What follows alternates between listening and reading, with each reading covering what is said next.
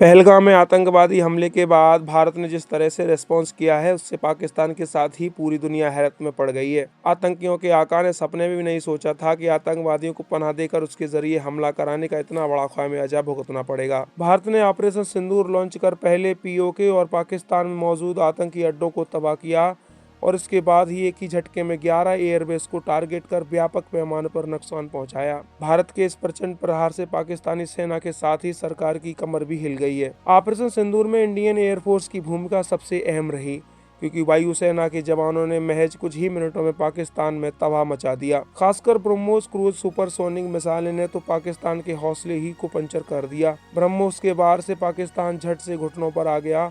करोड़ों देशवासियों के साथ ही पूरी दुनिया ने ब्रह्मोस की ताकत और दुश्मनों को तबाह करने की क्षमता को देखा। पाकिस्तान अब इसकी दहशत में जी रहा है। उधर भारत अपने वेपन सिस्टम में नई और ब्रह्मोस से भी घातक मिसाइल जोड़ने जा रहा है। नई दिल्ली रूस से R-37M hypersonic air to air missile खरीदने पर विचार कर रहा है। भारत अपनी एयरफोर्स की ताकत को और बढ़ाने पर विचार कर रहा है।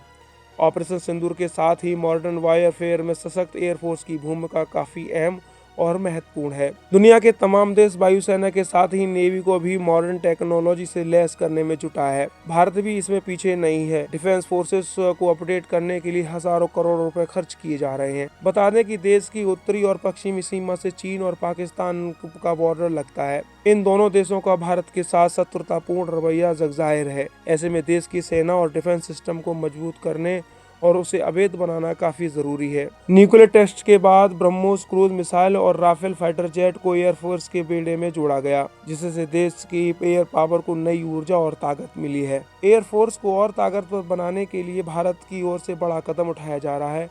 भारत रूस से R-37M हाइपरसोनिक मिसाइलें खरीदने और भविष्य में उसे देश में ही बनाने पर विचार कर रहा है। इस मिसाइल की गिनती दुनिया की खतरनाक मिसाइलों में होती है। रूस द्वारा डेवलप R-37M हाइपरसोनिक मिसाइलों को नाटो ने AA-13X हेड का नाम दिया है। बियॉन्ड विजुअल रेंज कैटेगरी में दुनिया भर में इसे सबसे घातक मिसाइल माना जाता है। बियॉन्ड विजुअल रेंज की खासियत होने की वजह से यह दुश्मनों के रडार की पकड़ में नहीं आती है, जिससे यह और खतरनाक हो जाती है। इसका रेंज 300 से 400 किलोमीटर है। ऐसे में इस मिसाइल को इंडियन एयरफोर्स का फाइटर जेट अपनी वायु सीमा में रहते हुए पाकिस्तान के कई महत्वपूर्ण शहरों को तबाह कर सकता है। इस्लामाबाद, लाहौर, कराची और रावलपिंडी एयरफोर्स की इज्जत में आ जाएगा। R-37M मिसाइल के इंडियन एयरफोर्स के बेड़े में शामिल होने से पाकिस्तान के साथ ही चीन की भी दुखी बढ़नी तय है। R-37M और ब्रह्मोस क्रूज मिसाइलें सामरिक रूप से कई महत्वपूर्ण अंतर है। ब्रह्मोस के शुरुआती वेरिएंट की रेंज 290 किलोमीटर थी। उसके बाद इसके रेंज को बढ़ाकर 400 से 450 किलोमीटर तक किया गया। ब्रह्मोस सुपरसोनिक क्रूज मिसाइल है,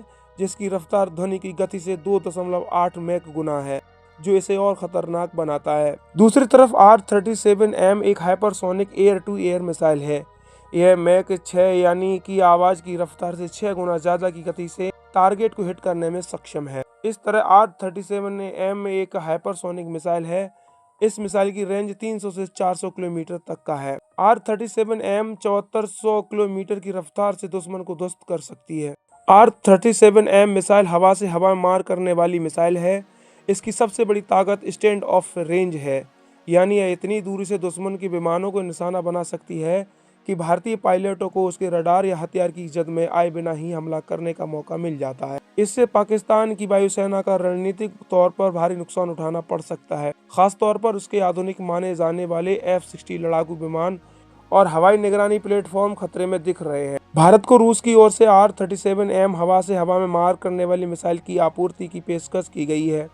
यह पेशकश न केवल सीधे मिसाइल सप्लाई तक सीमित है, बल्कि इसके तहत मेक इन इंडिया पहल के अंतर्गत भारत में स्थानीय उत्पादन का विकल्प भी है। भारत को रूस की ओर से R-37M हवा से हवा में मार करने वाली मिसाइल की आपूर्ति की पेशकश की गई। भारत में स्थानीय उत्पादन का विकल्प भी शामिल है। रिपोर्ट्स के अनुसार इससे संभावित स्थानीय उत्पादन में हिंदुस्तान एरोनॉटिक लिमिटेड यानी HAL की भागीदारी हो सकती है। R-37M मिसाइल की विशेषता इसकी लगभग 400 किलोमीटर की रेंज और मैक 6 की गति है, जिससे यह दुनिया की सबसे लंबी दूरी की हवा से हवा में मार करने वाली मिसाइलों में से एक मानी जाती है। इसका लक्ष्य मुख्य रूप से हवाई वैल्यू एरियल एसेंट जैसे और टैंकर विमानों को बड़े स्टैंड और डिफेंस से निशाना बनाना होता है, जिससे दुश्मन के एयर डिफेंस नेटवर्क को कमजोर किया जा सके।